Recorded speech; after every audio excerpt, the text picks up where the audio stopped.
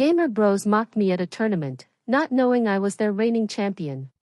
They didn't just harass me at that tournament, they tried to erase me. What they didn't know was that the girl they were tearing down was their reigning champ, the elusive, void killer nobody had ever seen. For 3 years, I dominated the online competitive scene, winning 5 major tournaments under that anonymous gamertag. No one knew the faceless champion was Ashley, a 19-year-old girl. And that's exactly how I wanted it when I walked into my very first in-person LAN event. The second I stepped into that buzzing tournament hall, a group of guys at the registration table burst out laughing. "Lost, sweetie," one sneered. "Anime conventions next door." The tallest one, wearing a team jersey that screamed, "Calvin," slowly explained this was a serious competition for professional players, not a casual Friday night for me to play Candy Crush. His friend, Otto, chimed in, asking if my boyfriend was competing, then offered to show me the girlfriend section so I could cheer properly without getting confused by all the complicated gameplay. My blood ran cold, but I kept my face neutral. When I quietly said I was there to register, Calvin spit out his energy drink. "Oh, this is precious," he scoffed. "She thinks she can hang with real players because she beat her little brother at Mario Kart once." Otto snatched the registration form from my hands and read my entry aloud in a mocking, high-pitched voice, asking if I even knew what APM meant, or if I thought it was some kind of tampon brand. Then Kevin joined in, claiming I probably used a controller with pink buttons and my character wore bikini armor, because that's the only way girls knew how to play. Suddenly, Calvin grabbed my wrist, forcing my hand into a claw grip position. "Real gamers use this for better reaction times," he lectured, "not whatever manicure-friendly technique you probably use." He pressed down so hard on my fingers I felt my knuckles crack. I wanted to scream that I'd been using that exact grip since I was 12, but I clamped my mouth shut, a cold rage simmering beneath the surface. Otto then dumped my equipment out of my backpack, holding up my custom mouse, which cost more than his entire setup, and laughed, "Probably programmed with macros, 'cause girls always need to cheat." They started quizzing me on game knowledge while Calvin stood uncomfortably close, breathing down my neck, claiming I smelled like Victoria's Secret instead of grinding ranked matches. When I rattled off every answer perfectly, because I'd literally written guides on this stuff, Otto accused me of Googling on my phone and demanded I hand it over. Kevin scrolled through my photos, making gagging noises, saying he bet I had an OnlyFans where desperate losers paid to watch me play badly in lingerie. That's when Calvin noticed my tournament badge with a competitor number. His face flushed a furious red. He snatched it, held it up for everyone in line to see, and screamed, "Diversity quotas are destroying competitive gaming. I bet she blew the organizer to get that spot." His voice echoed through the entire hall, and my face burned, but I kept my cool. Reacting would only make it worse. Calvin then cornered me against the registration table, and when I tried to defend myself, he clapped his hand over my mouth. "Nobody wants to hear your victim complex," he snarled, his hand pressing so hard I tasted blood from my lip catching on my teeth. "Everyone knows you're just here to promote your Twitch stream where simps donate their rent money." Otto filmed everything while Kevin started a chant, getting other guys to yell, "Go back to the kitchen." My heart hammered against my ribs. Calvin then pulled up the tournament bracket, showing everyone I was in their pool. "I'm going to make an example of her," he announced with a chilling smile. Otto boasted he was already making thumbnail art for a YouTube video called "Female Gamer Gets Reality Check," with my registration photoshopped to show me crying. Kevin grabbed my mouse from the table and licked it slowly, maintaining eye contact. "That's the closest I'd ever get to being touched by a real gamer," he sneered, then threw it on the ground and stomped on the cable until it sparked. Then, Calvin leaned in and whispered the words that made my vision go white with pure, unadulterated rage. "After I'm done with you, I'm going to find every girl at this tournament and tell them exactly what happens when they try to invade male spaces. But first, I'll make you admit on stream that women are biologically inferior at gaming because our reaction times are scientifically faster and you're all just diversity tokens for sponsorship money. The tournament organizer called our pool to the main stage. Calvin strutted toward the computers, his friends chanting his name like he was already a victor. My legs felt like jelly walking behind them, my hands trembling so badly I shoved them into my pockets to hide it. For a terrifying moment, I wondered if 3 years of dominating online meant nothing because these guys had successfully made me feel like that scared 12-year-old girl who first got told she didn't belong in voice chat. This was my only chance to show them up. I couldn't blow it now. My feet moved toward the main stage, even though every step felt wrong, and I pulled the broken mouse from my pocket, the crushed cable digging into my palm. The tournament lights hit my face like a slap, making me squint. Calvin's group was already set up, laughing at something on Otto's phone. My hands started shaking worse, so I jammed them deeper into my pockets and forced myself to keep walking past rows of monitors and tangled cables. A tech guy in a black polo was checking connections near the stage, so I walked over and pulled out my mouse to show him the damage. The cable had burn marks, wires sticking out at weird angles. The tech guy took photos, typing something about equipment damage, telling me I'd need a replacement. Calvin spotted me from his computer and stood up, yelling across the stage that I was already making excuses before we even started playing. Otto had his phone pointed at me again, talking loud enough for everyone to hear about how the female couldn't even set up her equipment right. Kevin shouted something about how I should have brought a backup mouse instead of just my makeup bag. My brain screamed at me to tell them I was Void Killer, but I bit my tongue. Revealing it now wouldn't help if I lost to these jerks. The surprise would be my only real advantage since they already thought I was trash. The tech guy kept typing, showing me how the cable had been crushed in a pattern that proved someone stepped on it on purpose. He wrote down an incident number, saying this counted as property destruction, which at least meant there was an official record. A woman in a blue event staff shirt, Brenda McKay from operations, walked over carrying a basic loaner mouse. She explained I could file a conduct complaint after my matches and handed me the mouse. I noticed her eyes linger on Calvin's group. Another girl with purple streaks in her hair, Raven East, came over, holding out a much better gaming mouse. She showed me the buttons to adjust sensitivity, her fingers moving fast over the settings to match what most pros used. Her eyes met mine for a second, and I knew she understood exactly what was happening without me having to explain a thing. Brenda then walked straight over to Calvin's group, listing rules about filming competitors and keeping appropriate distance. She mentioned specific consequences, including getting kicked out if they kept harassing people. Calvin rolled his eyes hard. Otto finally lowered his phone but kept glaring at me while Brenda wrote something on her clipboard. I found my assigned computer and sat down to set up Raven's mouse, my fingers still shaking. The sensitivity felt completely different. I ran through my usual warm-up pattern 3 times, trying to get it right, but my muscle memory kept expecting my old mouse. Every movement felt a half-second off. The first match started loading. My opponent's tag was someone I didn't recognize. My opening moves were terrible, 2 misclicks that cost me map control in the first 30 seconds. My fingers moved to the wrong keys, my timing completely broken. My opponent pushed their advantage hard. The first round ended with me getting absolutely destroyed.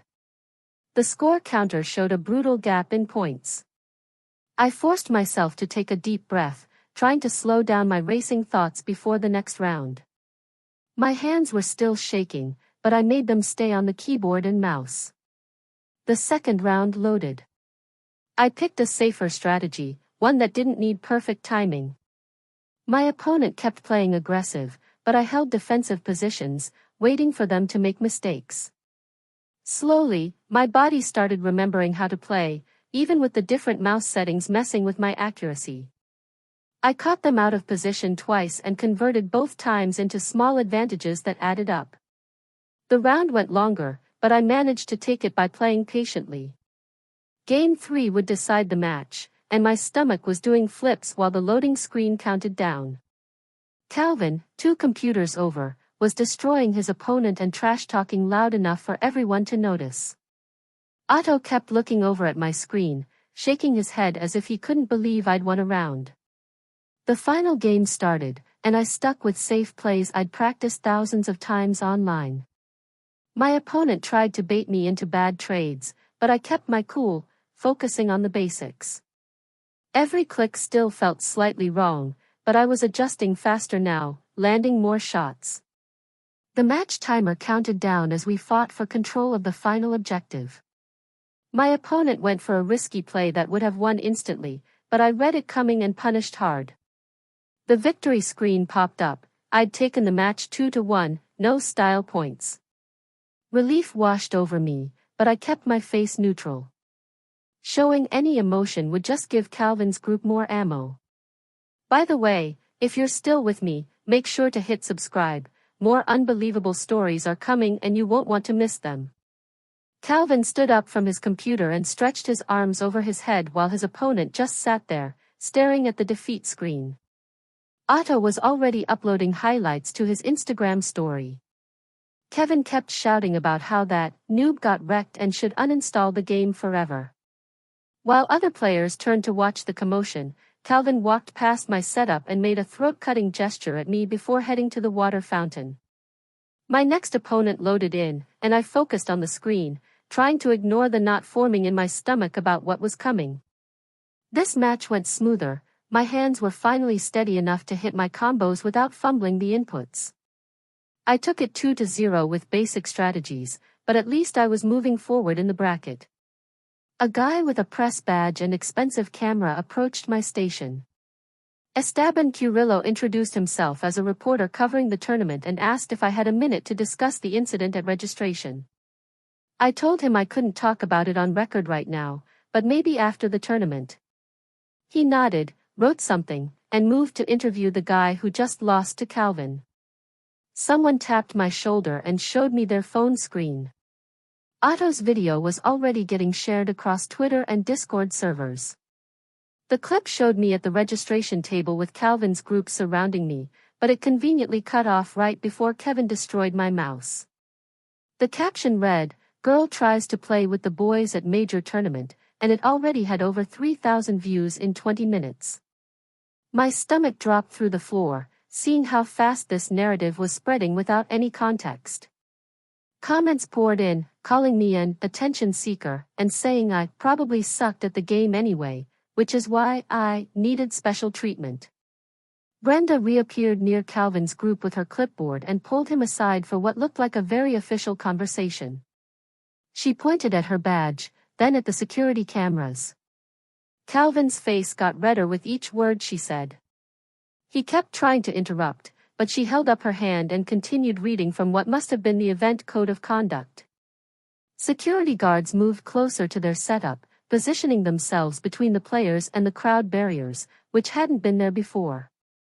Calvin threw his hands up and stormed back to his computer, muttering loud enough for everyone to hear about how soft gaming was getting.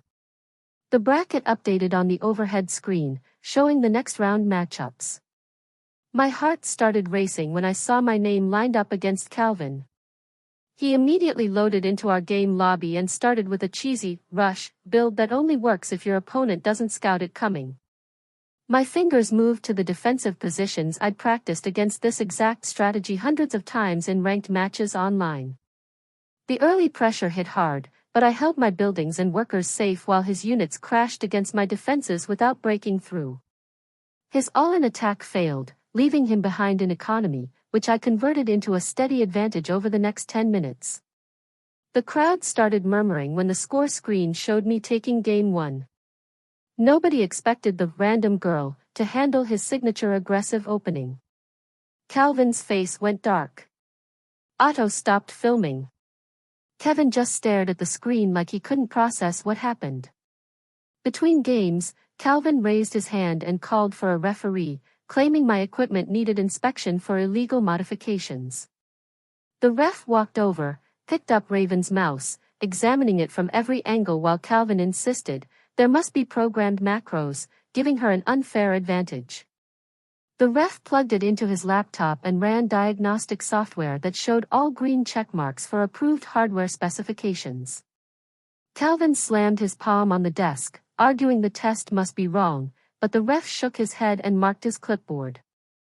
My hands started shaking again, and I couldn't get them to stop no matter how hard I pressed them against my thighs. Raven appeared at my side and put her hand on my shoulder, whispering she knew a technique that might help with the nerves. She told me to breathe in for 4 counts, hold for 4, then out for 4, counting the rhythm quietly beside me. My inhales matched her counting, and slowly the trembling lessened enough that I could wrap my fingers around the mouse without them slipping. The ref signaled for us to ready up, and I forced myself to focus on the loading screen instead of Calvin's angry muttering. Game 2 started, and Calvin completely changed his approach, playing defensive macro, which caught me off guard after his usual aggressive style. He picked apart every attack I tried with perfect counters and defensive positioning, showing he'd studied high-level play more than I expected. My units kept getting caught in bad positions where his defensive structures shredded them before they could retreat. Every push I made cost me more resources than him, and the gold difference kept growing. My fingers started making small mistakes from the pressure. The crowd behind us grew quieter as they watched the score shift heavily in his favor. I could feel their eyes on my back. Calvin leaned back in his chair, a smug look spreading across his face as he systematically destroyed my main base. The final push came, and I couldn't hold it off. Game 2 went to him in under 15 minutes, and my hands were shaking again as the defeat screen loaded. During the break, Esteban, the reporter, walked up close to where I was sitting. He leaned in near my ear, saying my movement patterns looked exactly like someone he'd seen before. He asked quietly if I might actually be Void Killer. I just shrugged and looked away without answering. His eyes got this excited look, like he'd just figured out something huge, and he started typing notes on his phone. Brenda came over, touched my shoulder, asking if I wanted to file that formal complaint now before continuing. I told her I'd deal with it after this set, since Game 3 would decide who moved forward. She nodded and walked to a spot where she could watch Calvin directly. The referee signaled for us to load into Game 3, but the stream overlay started glitching. A technical pause was called, and we sat there, staring at frozen screens, waiting for the tech team. Calvin kept muttering loud enough for everyone to hear about how delays only helped bad players, who needed extra time to think. The silence stretched on for what felt like forever. My leg wouldn't stop bouncing under the desk. Finally, the overlay was fixed. Otto and Kevin started heckling even louder than before. Their voices mixed into an annoying background noise, but I forced myself to focus only on my screen. Every click had to be perfect now. One mistake would end my tournament run. My fingers moved across the keys, setting up my economy while scouting his base for any early aggression. The game stayed even for the first 10 minutes. I started typing, "I'm Void Killer," in the alt chat, but stopped myself before hitting enter. Revealing too early wouldn't help. Better to let my gameplay speak first and save the reveal for after I managed to win this. The mid-game fight started all over the map, and we traded units back and forth pretty evenly.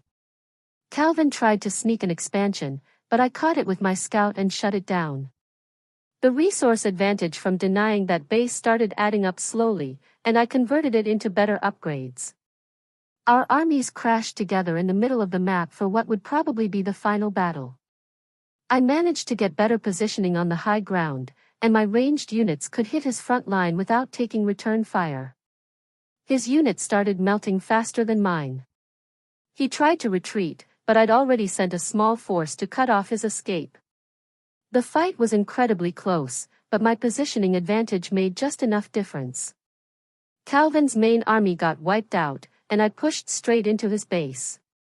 He scrambled to rebuild defenses. He typed "GG" in chat, but when I stood up to shake hands, he just turned away, muttering something about luck.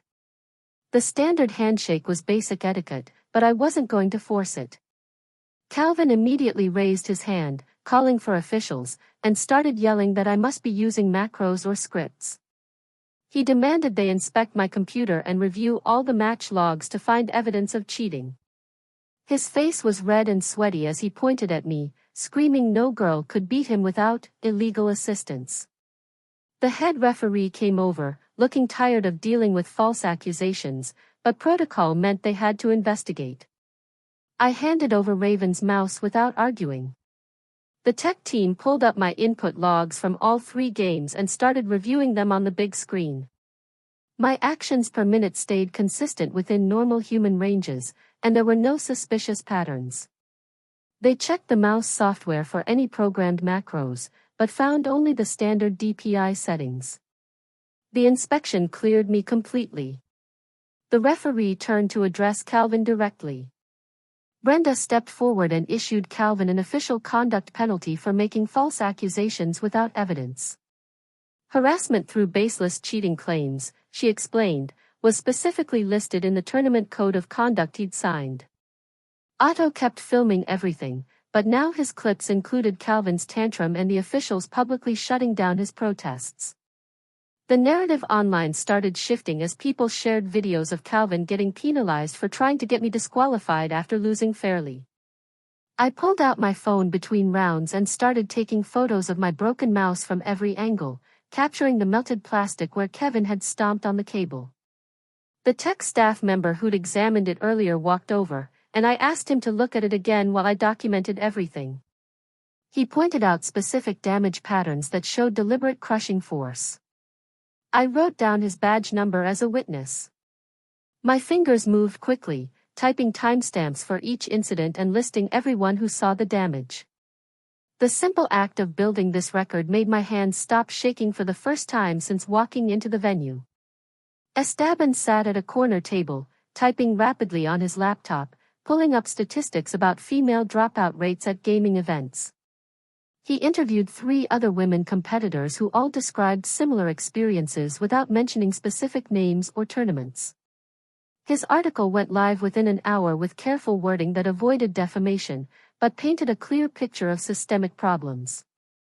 The headline read, "Pattern of harassment drives female talent from competitive gaming," and it already had hundreds of shares. A man in an expensive suit approached Brenda's admin desk. I recognized the sponsor logo on his badge, Ashok Shah from one of the major hardware companies. He gestured at the crowd and spoke quietly but firmly about brand reputation and the need for visible policy enforcement. Brenda nodded, making notes while he suggested adding security specifically for feature stage matches. Within 20 minutes, the organizers had maintenance staff setting up rope barriers around the main stage. Security guards took positions at each corner, and new signs went up listing specific prohibited behaviors with clear consequences. The buffer zone meant spectators couldn't get within 10 feet of competitors during matches. My name got called for the next pool match. I sat down, feeling the borrowed mouse respond better to my movements. Each click landed exactly where I intended, and my opening build flowed smoothly. The opponent tried an early harassment strategy, but I scouted it perfectly and countered hard. My fingers found their rhythm and muscle memory took over completely. The second game went even smoother as I predicted every move and shut down attacks before they could develop. My final pool match was against a player I'd beaten online dozens of times, though he didn't know it. He played predictably, and I dismantled his strategy piece by piece with calm precision. The win secured my spot in bracket play, and I stood up, feeling like myself for the first time all day. My phone buzzed constantly. I made the mistake of checking it. Death threats mixed with messages of support, a jarring contrast that made my stomach turn. Someone had posted my personal social media accounts, and strangers were flooding every platform. I switched to airplane mode except for brief checks between matches. The game client on my computer showed private messages from usernames I recognized as top players. They wrote things like, "Your macro game looked familiar," and "Keep pushing through this," without directly saying they knew who I was. Even these small, anonymous supports helped ease the isolation of being the only target. A security guard approached with an iPad showing grainy footage from venue cameras. The video clearly showed Kevin's foot coming down on my mouse cable multiple times while Otto filmed and laughed. They explained they were building a case for property damage and needed my written statement about the equipment's value. Raven appeared at my shoulder during the break and suggested we get some air outside. We walked to a quiet area behind the venue where delivery trucks were parked and nobody would bother us. She told me about her first tournament where guys had hidden her keyboard before matches. I shared my story about being kicked from voice chat repeatedly when I was 12. We compared notes on the exhausting grind of constantly proving ourselves just to exist in these spaces. The shared understanding felt like finding an oasis in a desert of hostility. Something about her genuine support made me want to stop hiding. I found myself saying the words quietly, "I'm actually Void Killer." It came out barely above a whisper, but her eyes went wide with immediate recognition. She grabbed my arm, her whole face lit up with excitement before she caught herself and lowered her voice. "I knew it. Your movement patterns are exactly the same," she whispered, and promised to keep it secret until I was ready. Having just one person who knew the truth lifted a weight I hadn't realized was crushing me. The break ended, and I walked back inside to the admin desk where they were updating bracket seedings for the quarterfinals. My hands typed, "Void Killer Ashley," into the stream tag field. I stared at the screen for a few seconds before clicking submit. The change went live instantly. I watched my phone light up with notifications as people started connecting my face to the name. Walking to my setup, I could hear murmurs spreading through the crowd as more people checked the stream and saw who I really was. The overlay on the main screen updated with my full identity, and the Twitch chat scrolled so fast it became a blur of messages. Some viewers typed, "No way, that's really her." Others posted screenshots comparing my gameplay from earlier matches to old Void Killer footage. My warm-up routine helped steady my breathing as I loaded into the practice range. My quarterfinal opponent sat down across from me, looking confused after checking the updated bracket on his phone. Game 1 started rough, my fingers felt stiff, my timing completely off on basic combos. He took an early lead while I struggled to find my rhythm and made stupid mistakes I hadn't made in years. Between games, I closed my eyes and focused on the muscle memory built from thousands of hours of practice. Game 2 went better.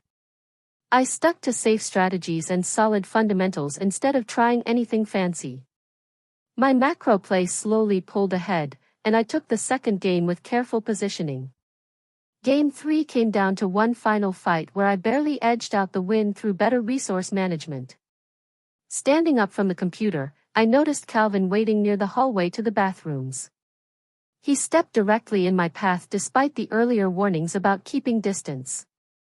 His hand grabbed my shoulder, and he started saying something about how I cheated, but security appeared immediately. 2 guards pulled him away while he kept shouting. His whole group got escorted toward the exit doors. Their faces turned red with anger as they realized they were actually getting kicked out of the venue. Esteban approached with his recorder and asked if I'd give an official statement about everything. I told him I'd talk after the tournament, but only about specific topics I was comfortable discussing. He nodded and wrote down my contact info for a follow-up interview. My semi-final match started 20 minutes later against a player who'd been competing professionally for 6 years. His experience showed in every decision as he picked apart my strategies and punished every small mistake. Game 1 ended quickly in his favor, and Game 2 wasn't much better despite my adjustments. I managed to take one game off him through an unexpected all-in strategy, but lost the series overall. Third place at my first LAN tournament while dealing with harassment still felt like an accomplishment worth being proud of.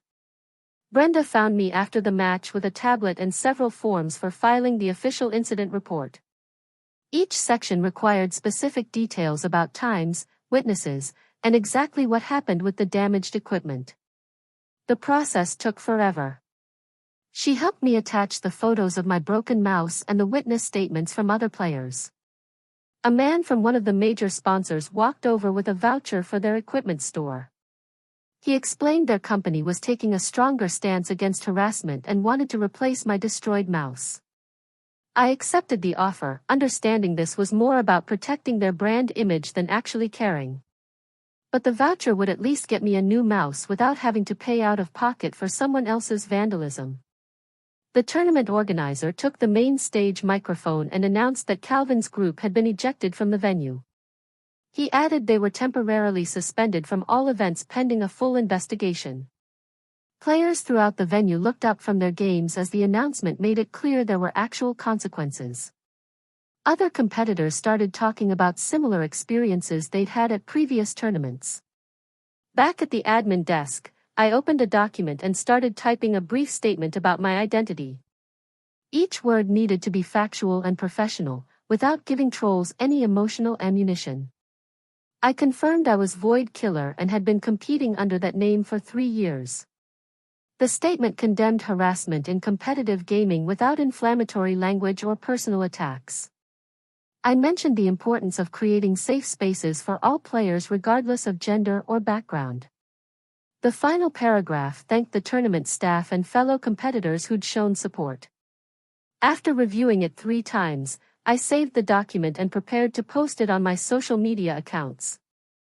My phone showed hundreds of messages, but I'd deal with those later.